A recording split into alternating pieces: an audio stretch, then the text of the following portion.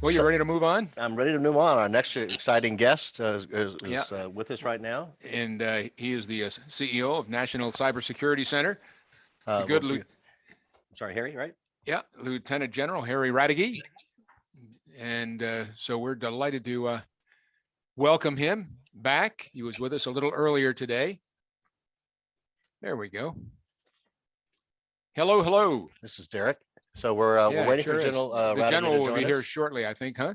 Yes, sir. Yeah, I'm on. But for some reason, my video isn't starting every time I try to click on it. We've all been there, General. So, but you've done it now. Oh, there he is. There he is. Am I on now? We said our prayers and up you popped. Okay. Should I take it away? Yes, sir. We'll get out of your way. Thank you, General, and enjoy the great conversation. Yes, sir. Thank you. And a big welcome to Dr. Derek Tournear. And I'm really looking forward to this fireside chat. I have to admit, I had a few little difficulties. I wasn't going to bring this up, but right in the middle of our session here today, and as David and Scott mentioned, I provided some opening comments, and everything was fine. And then all of a sudden, I got a notice from my internet provider that they were doing maintenance in the area, and we were going to be getting an upgrade. So my anxiety level for about 2 hours was very high as I tried to make the connection over a telephone line and all that. And then just a few moments ago, service was restored. So I'm a happy camper but I got all my backup materials with me here with my iPad and my telephone. So anyway, I think we've been talking today also about agility. So, we need to have agility in our daily lives in all kind of areas. But let me just say how what a big pleasure it is and a privilege to introduce our fireside chatter today in Dr. Derek Tournear. He is the director of the Space Development Agency. And he can actually speak with a lot of authority because unlike some people, he's actually been there for 2.5 years now. So he can come with the background and also talk us about current state and also what he sees as the future. But Dr. Tournear is very well qualified. Just briefly, a Bachelor of Science in Physics from Purdue, and his PhD in physics from Stanford University. And that's just several of his accomplishments and educational background. The Space Development Agency, which he leads, is actually centered within the Office of the Undersecretary of Defense for Research and Engineering. And for those who like acronyms, that's OUSD, R&E.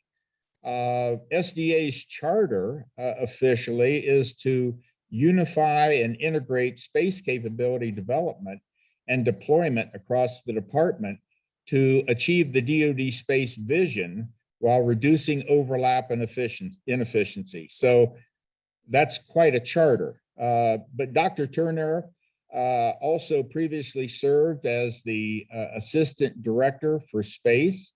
And there he was responsible for developing the research and engineering roadmap to address future gaps in the DoD space architecture.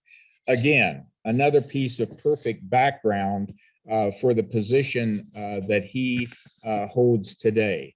And I read the official mission statement, but let me just say, and what it says on the social media, because briefly they say the SDA is helping to craft the future of space power and doing so with speed and in providing space-based capabilities to the warfighters. Now, those words really ring true and very simply state, I think, what SDA's real mission is. So Doctor, I want to start off with SDA is known in many circles as DoD's Constructive Disruptor for Space Acquisition. And that is actually in supporting the national defense space architecture. So I wonder if you could explain a little more about why you're known for being a constructive disruptor and how you're fulfilling that charge.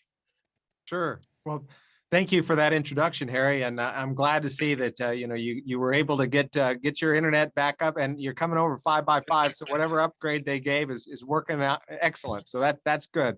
So and thanks to the America Future series for giving the opportunity to talk about this. Yes. So SDA, you hit it right on the nose of what we're doing. Right. A shorthand for what we do, SDA, Space Development Agency, also can be thought of as speed, delivery, and agility, because that's what we're all about, is getting those capabilities to the warfighter as rapidly as possible.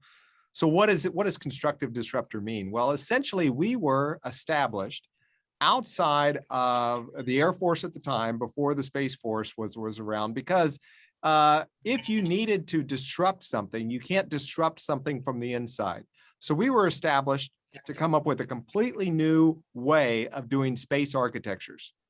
Historically, the space architectures have been built around very exquisite, expensive space assets, what General Hyten has often referred to as the big, juicy targets.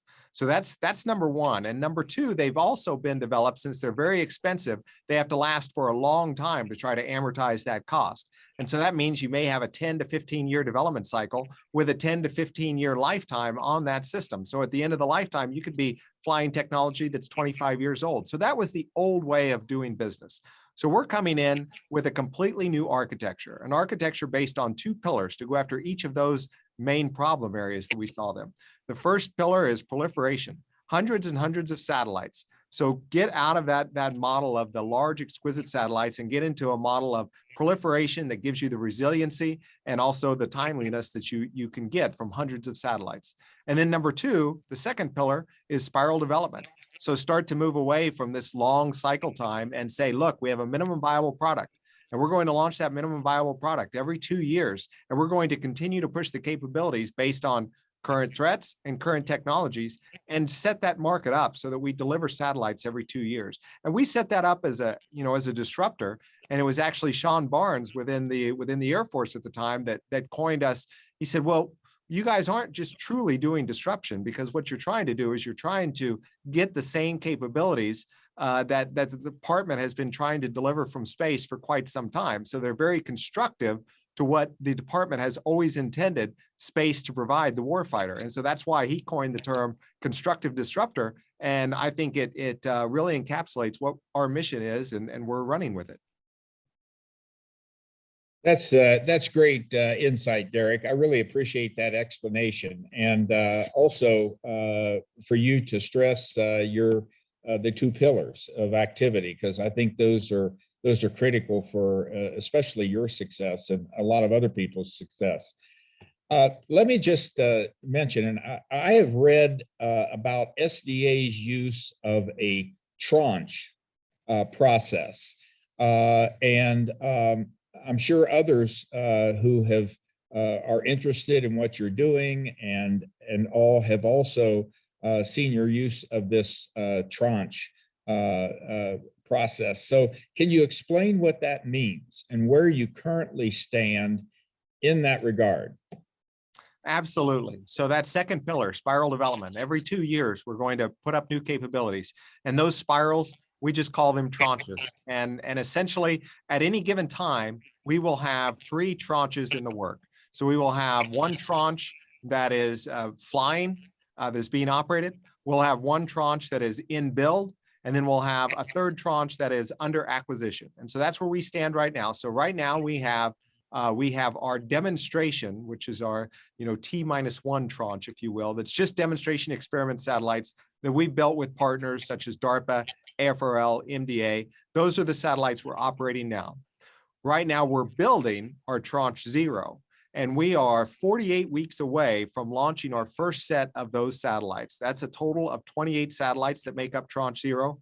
20 transport satellites doing the communication and tactical networking mission, and 8 OPIR satellites doing the missile tracking and missile warning mission. So that's Tranche 0. And again, we're 48 weeks away from that first launch. And then we are currently in source selection for our Tranche 1, which will be a total of 144 transport satellites, and they will launch 2 years after Tranche 0.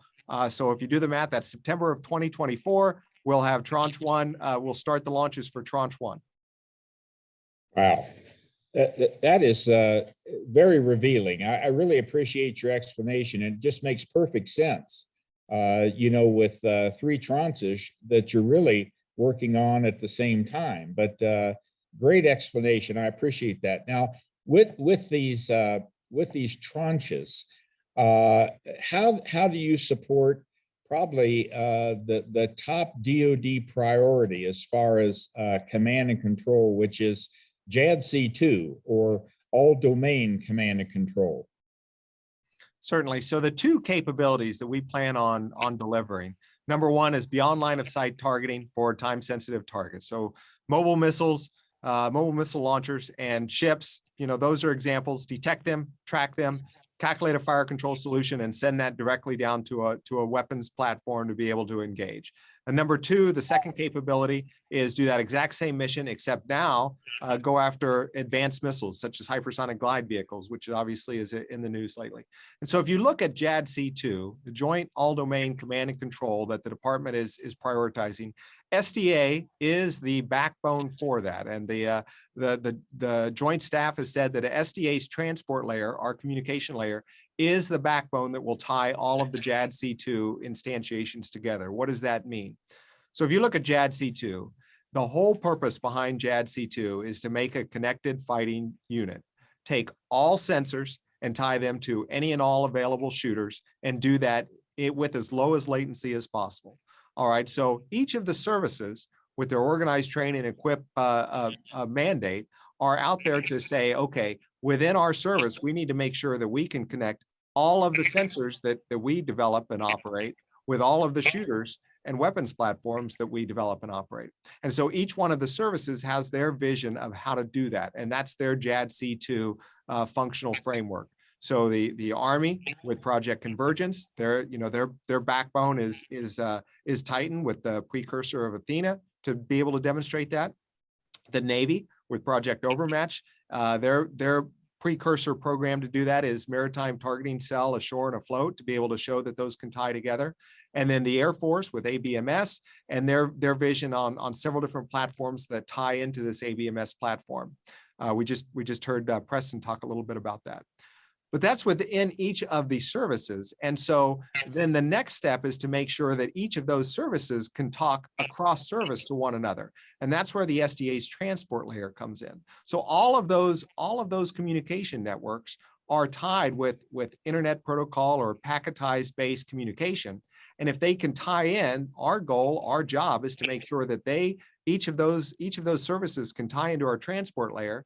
Then the transport layer can move that packetized data seamlessly from one of those JADC2 functions to another, so we can move data from any sensor to any shooter with extremely low latency. Wow. Well, I hope everybody listening in got everything you just said, because you perfectly described in very understandable terms all of the various elements, frankly, that are pulling together for a JADC2. Each of the service components, their individual project and program names, pulling it together, but then also you providing critical links to every one of those individual projects and programs that are being developed by the military services. So I know I had 17 years of joint service, and so it's not just one service's acronyms. You're obviously well-versed in all the services acronyms and the capabilities of pulling together a truly joint architecture. So glad you're in that position. You mentioned hypersonic just a minute ago, and yes, we have noticed that it is in the news. And I know that SDA and you are very involved with the hypersonic flight where frankly speeds are can reach up to 5 to 10 Mach is what I've been seeing, and of course, you know, putting that into U.S. terminology, that's 7,600 plus miles per hour. That's pretty fast, and this is being achieved now, and so naturally there are both opportunities and threats that are emerging from hypersonic technology. And as such, can you explain what SDA is doing on perhaps on both sides of that coin?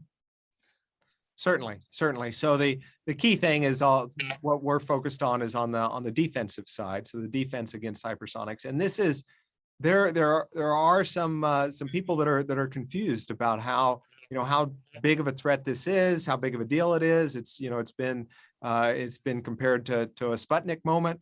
And then others are saying, hey, look, hypersonic Mach 5, sure, but you can have ballistic missiles that can go Mach 20. And so is it really that big of a threat, or is this being blown out of proportion? I would contend, obviously, that it's not. And I'll talk about how SDA fits in. But first, just to highlight, what about hypersonics make them such a significant threat? It is not just the speed. Obviously, a ballistic missile can go faster, but it's a combination of the speed, the maneuverability that makes it so unpredictable. And so what that means is on a ballistic missile, certainly it can go fast, but once I see the launch, and the launch is very bright, I can see that pretty easily. I can predict very accurately where that impact point will be, at least to a certain radius, and I can predict that essentially right after launch. And so I have that predictability. With hypersonics, that changes completely. And in fact, the world has moved away from the traditional ballistic threats, and now almost all of the missiles that are being deployed, if you look at them, they all have some kind of maneuverability, and that's where hypersonics become extremely scary, because we have these missiles that are traveling at Mach 5, but they can also do extreme maneuvers.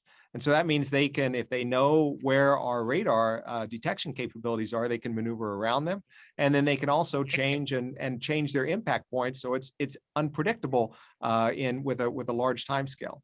So that's where SDA comes in. SDA will field a constellation of satellites that will have the sensitivity to actually detect these hypersonics, these advanced missiles, while they're in flight. So we can detect them, and through communication directly with our transport layer, we can update their position and velocity in real time, so that we can update shooters with exactly where the impact point will be and exactly how they could intercept that. And so that's why we're working extremely closely with the Space Force, who will ultimately operate how this fits together, and the Missile Defense Agency, who is working on actually how that kill chain with their interceptors and then their radars, how that all ties together to be able to make sure that kill chain can be closed. And MDA has done a lot of work developing a lot of the technology to where now it's at a point where we can actually proliferate that. So that's what we're doing on the defensive side, which I think is incredibly important, as we know that the threat is real. On the offensive side, it goes back to the beyond line of sight targeting. So independent of what the future types of hypersonic missiles we have, we certainly want to be able to update these systems at the time of firing and throughout its flight, to be able to say, how can we update for beyond line of sight targeting? And that's where SDA would be involved from an overhead system, providing that transport capability to be able to give updates right before you fire, and updates to be able to close that kill chain. Great. Well, thank you for pointing all that out, especially the maneuverability part. That's the big differentiator. And I probably read the same article in the news this morning from Chairman of the Joint Chiefs of Staff, General Milley, where he said he's very concerned about the hypersonic threat, especially with the launch that China conducted. And yes, in fact, I think he's the first top official, Department of Defense official, to publicly announce the concern, and also even use the terminology that you mentioned a moment ago. Is this a Sputnik moment? So I remember Sputnik. when I was a boy in 1957, and that really changed the world. And so I don't think individuals are ready to say it's changed the world quite yet, but it's certainly of great concern by our top military people. Obviously, you've got a good handle on it and all. And I can just remember back in my days of serving in U.S. Space Command and at NORAD and with space tracking, that the biggest concern was always the satellites that would be in a predictable orbit, but then they wouldn't be there with the radars that we use to track them around the world. And so something meant that they moved. And so maneuverability was the big threat. And then back in those days, we just had to keep searching in space, to try and find where that satellite had moved to, and perhaps what its intent was with that maneuverability. It sounds like you're developing an architecture that's going to help us greatly in making sure that we can watch maneuvering objects, whether they be rockets or whatever. So congratulations on that. Great strides forward. In a recent Air Force magazine article, the title was "Space Force Shakes Up Acquisition Again in an Effort to Achieve Efficiencies." And there's discussion about two Secretary of the Air Force offices. As we refer to it as SAF-AQ, which is Acquisition Technology and Logistics, and SAF-SQ, which is Space Acquisition and Integration.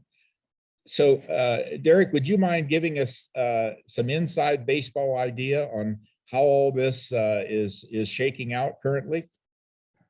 Certainly, I'll say what I can. Obviously, I can't speak specifically for the Air Force or the Space Force, but we're working extremely closely with them. As you're aware, in October of 2022, SDA will transfer from Undersecretary of R&E into the Space Force, and so we will be part of that, obviously, because the intent is to consolidate operational space capabilities all within the Space Force, and so that that eventually, it always made sense eventually for the Space Development Agency to transition under.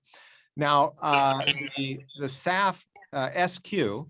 This position that will be the SAE, or the Senior Acquisition Executive for Space, underneath the Department of the Air Force, that was part of NDAA 20 when the Space Force was established, and it essentially said, okay, look, we're going to consolidate. This is Congress saying in law, we're going to consolidate everything into the Space Force. We're going to create this new service. As part of that, obviously, Space Force is one of their main roles in what they do is space acquisition. I mean, that is a major part of the Space Force, much more so as a fraction of their daily business than any of the other services, just by the nature of space operations. So because of that, Congress wanted to set up a single acquisition belly button that would be in charge of integrating all of these different architectures, technologies, and capabilities, essentially the roadmaps for how these fit together, into one point, and make that office responsible for not only putting together that unified roadmap, but also putting together, the acquisition strategy with the overall oversight, which is hence why they would be the SAE, or the Senior Acquisition Executive. And so the way, that a lot of those details are coming together within the Department of the Air Force, and obviously Secretary Kendall, who has such a breadth of experience in DoD acquisition, being a former Undersecretary for Acquisition Technology and Logistics at the OSD level, has a lot of ideas on how to make that efficient and work well. And so I think that he, as over the next year, as this shapes out, he will shape that, and I think you'll find a very efficient way that the space community is unified and has a good plan going forward with a unified architecture, and then that SAF-AQ will be able to focus on all of the large Air Force-based acquisitions to have that same kind of single architecture and single acquisition belly button, if you will. Great. Thanks for that insight. That's superb. I want to explore just quickly an issue that involves both the fourth and fifth operational domains, namely space and cyberspace, respectively.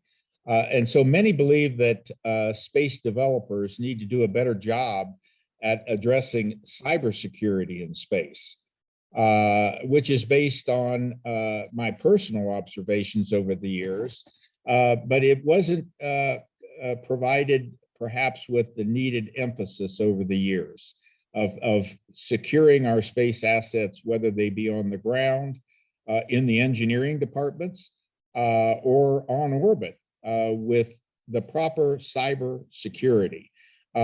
With those growing threats in that fifth operational domain today, what are your thoughts on addressing cybersecurity and space considerations for today's world?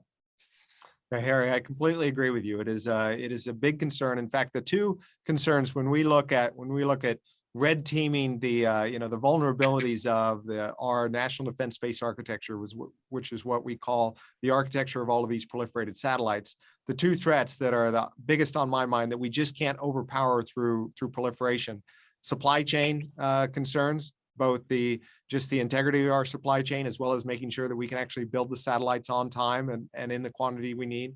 That's number one. And then number two is cyber, because it's a common mode failure. So you can't really proliferate your way out of it.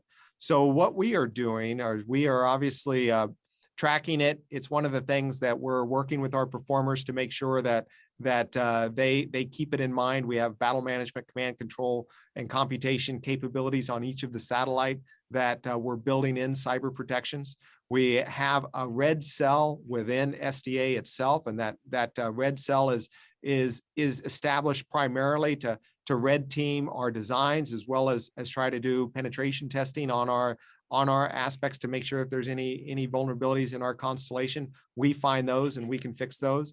And then I will say that over the last few years, the Air Force and then the Space Force have been coming up with a list of what we'll say just established procedures, best practices for cyber operations in space to be able to protect your systems.